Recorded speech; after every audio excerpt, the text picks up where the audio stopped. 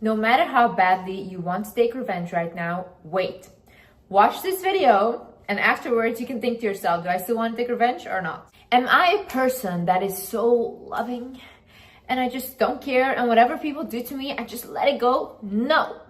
I am and I can be a very revengeful person. I get so upset because I've all my life let people walk all over me and I'm just at this point of like, hey, God, it's enough. However, I still always calm myself down and I do not seek revenge when I can. There's particularly one story when I was 19 and I was finally allowed to have an Instagram because my father cheated on my mom and I finally had freedom. In Instagram, then I befriended this one girl who acted like she was my friend, but she was just a hater and making fake accounts and doing weird ass stuff anyways. So she had a friend. That girl hated me as well. She would come to my work, she would film me, she would call me I was working and she would send that to the group chat. I did not know this woman, okay? Basically, what happened afterwards, her friend sent me a video of that woman on a date with a man while she was married. And she was like, here, use this against her because she has been literally bullying you. You can do this back. I could have broken up her family. I could have went to her husband. I could have said, look, isn't this your wife? But I chose to not do that. I cut off that one friend, like, ew, I don't want to be associated with any of you guys. What I did instead is I went on with my life. I put a background picture on my phone and it said, God will put you right back together in front of the people that broke you. And every single day I would look at this picture. And I really, really believed that whatever I went through and all the suffering I went through, I would get my blessings from it because there's no way that all the suffering was in vain. So I just kept focusing on myself. I just kept focusing on healing my ED, healing my traumas, continuing with TikTok. Then I went on to do YouTube. Like I kept focusing on growing my business, growing everything. And I got everything I wanted. I didn't seek once revenge on people that done me so badly. I just moved on with my life and the revenge was a success that I had. Let's get into it. First things first. First reason as to why you shouldn't seek revenge is because you will get on their level. I want you to understand something. People that are deliberately trying to make you fail, trying to pull you down, trying to harass you, bully you, all these things. What kind of vibration do you think they're operating of? It's very low. It's miserable there, okay? When they see something in you, what they will try to do is take whatever you have and pull them down to their level. You trigger them. They will not even understand it themselves, but you being alive, you being breathing triggers them. So for you to do back what they did to you, you need to step down. Are you willing to step down? Are you willing to get on these monsters' level just to show them that they're a monster? Don't you think that every day when they go to bed at night, they know who they are?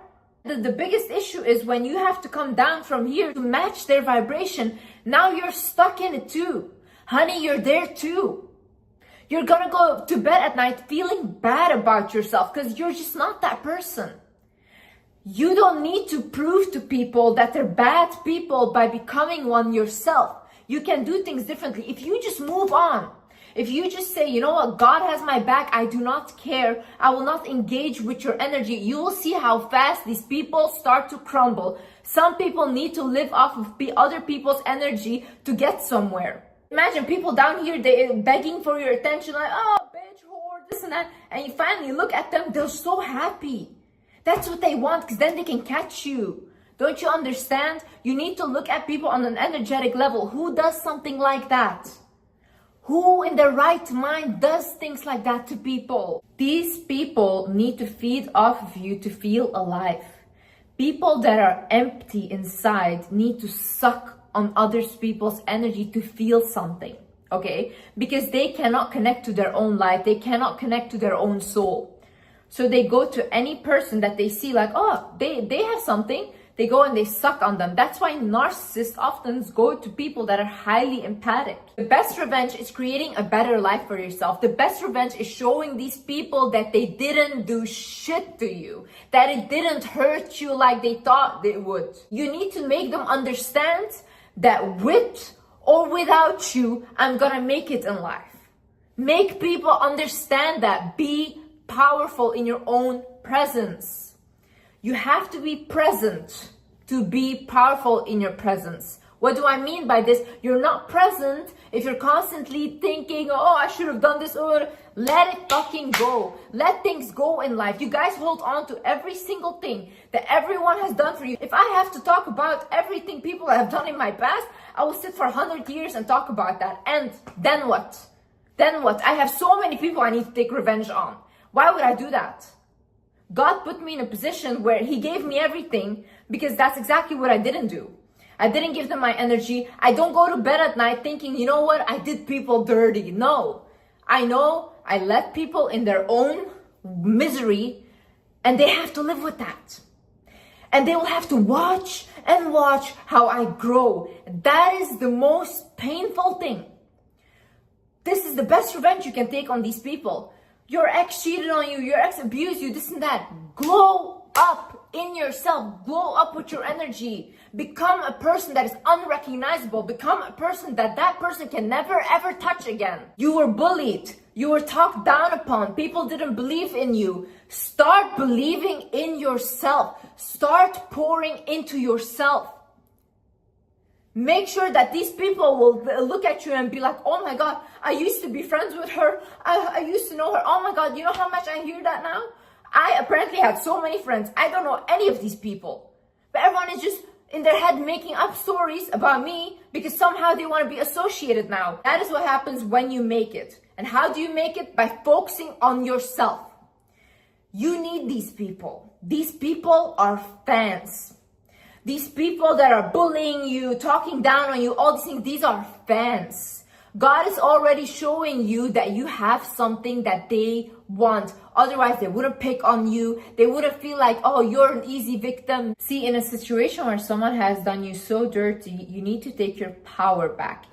What do I mean by this is all your energy is leaking right now. All your frustration, anger is going everywhere. You need to take it all back to you. You need to put that frustration, put that anger, put that vengeance, that revenge-seeking feeling towards something that you want to create for yourself. Pour it into your career. Pour it into making something in your life better. Okay?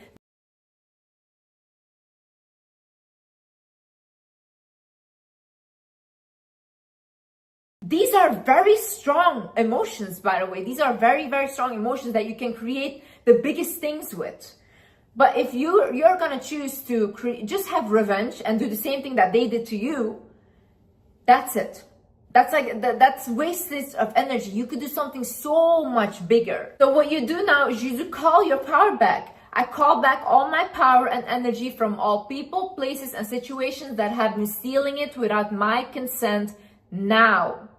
Say that on the daily. Start calling your power back because these people are trying to feed off you. By the way, if you have an ex or someone, a friend or whatever that has done you dirty, visualize yourself cutting cords with them. Visualize this person, visualize yourself, look at the cords you guys have in between you, and maybe you have many, and start taking scissors and in your head cutting them.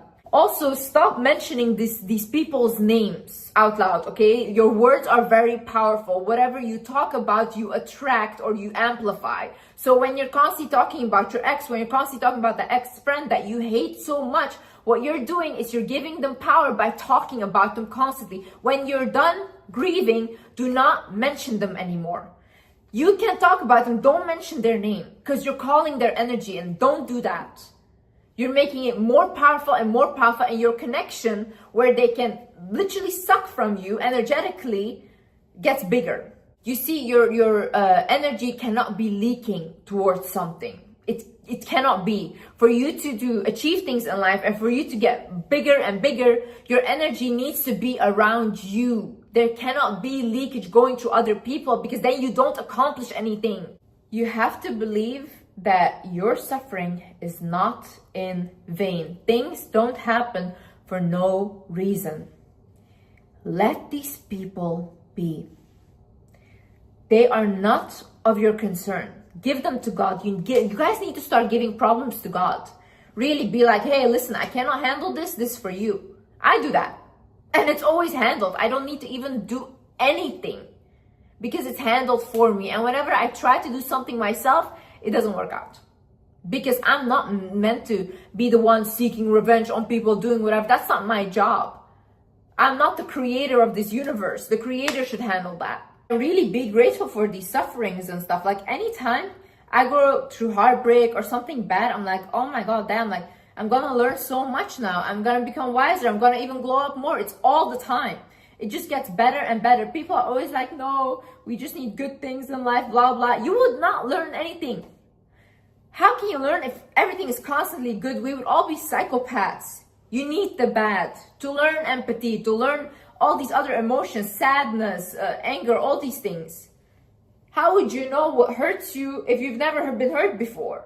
Take your lessons from these things and move on. Say, okay, I learned this, okay, it hurt me, but that made me stronger as well. And you choose to become stronger. You know, oftentimes people say, you know, Liz, your trauma made you stronger. No, I chose that. I chose to become stronger because I could have sat and still cried in my mom's bedroom still. And I chose to do something with my life. So choose to do the same thing. Believe me, in life, excuses will be in abundance. Like so many excuses you will have to find. Like, oh no, I couldn't because of this, blah, blah. You keep saying, I couldn't. Then you see someone that never says, I couldn't, they do it. If people with disabilities are joining the Olympics and they're really good at it and they're living their life, what are you saying? Really, you guys are healthy, you guys have everything, like thank God. And you guys are sitting there, no, they were so mean to me, they did this, so I can't focus on this anymore. Shut up, really shut up. Like most of y'all have healthy bodies, but your soul is dead.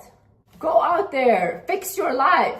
Stop looking for reasons as to why it cannot be fixed. Because if I could fix my life, you could do it too. I love you guys so much. Bye.